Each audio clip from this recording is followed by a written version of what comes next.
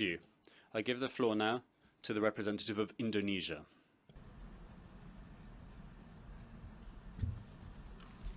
Mr. President, Indonesia would like to exercise our right of reply to the statements delivered by Solomon Islands and Vanuatu, echoed by Nauru, Marshall Islands, Tuvalu, and Tonga regarding matters concerning Papua, a province of Indonesia.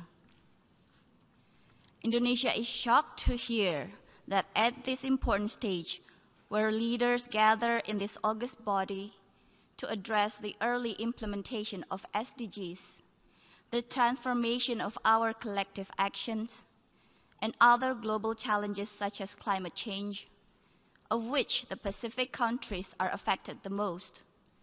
The said leaders chose instead to violate the UN Charter by interfering in other countries' sovereignty and violating its territorial integrity.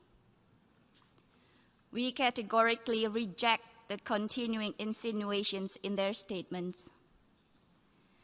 They clearly reflect an unfortunate lack of understanding of the history, current situation, and progressive developments in Indonesia, including in the provinces of Papua and West Papua, and also an unfriendly and rhetoric political maneuver. Their politically motivated statements were designed to support separatist groups in the said provinces who have consistently engaged in inciting public disorder and in conducting armed terrorist attacks upon civilians and security personnel. Evidently, the statement made by those countries clearly violates the purposes and objectives of the UN Charter and the principle of international law on friendly relations among states, as well as the sovereignty and territorial integrity of states. I repeat, it is a violation of sovereignty and territorial integrity of states.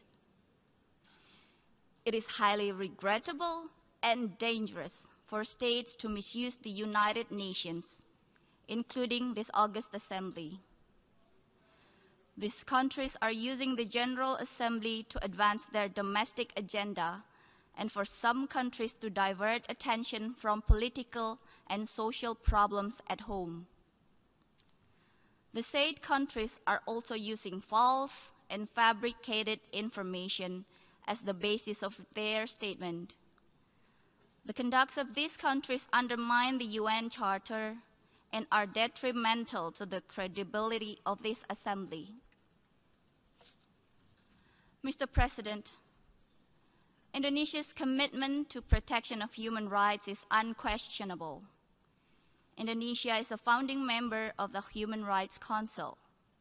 Indonesia has sat as member of the Council for 3 previous periods and is currently a member of the Council for the 4th time. Indonesia is the initiator of the ASEAN Intergovernmental Commission on Human Rights and OIC Independent Permanent Commission of Human Rights.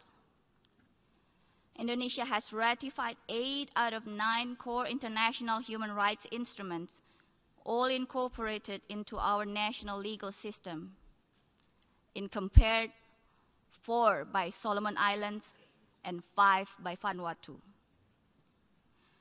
Indonesia is among few countries who have a continued national action plan on human rights and currently is on its 4th generation of the plan from 2015 to 2019.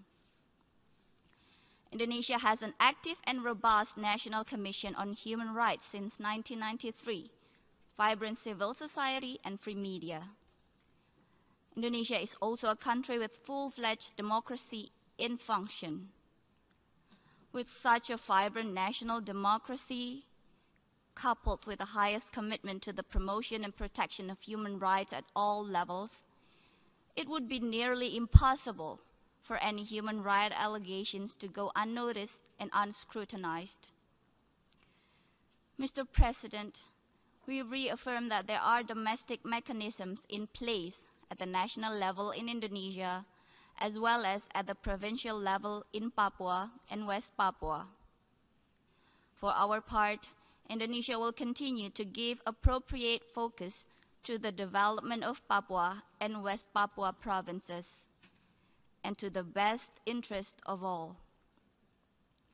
In conclusion, Mr. President, we have a saying in our Asia-Pacific region: when one points the index finger to others, the thumb finger automatically points to one's own face.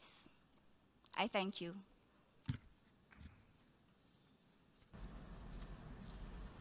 Je vous remercie. I would like to thank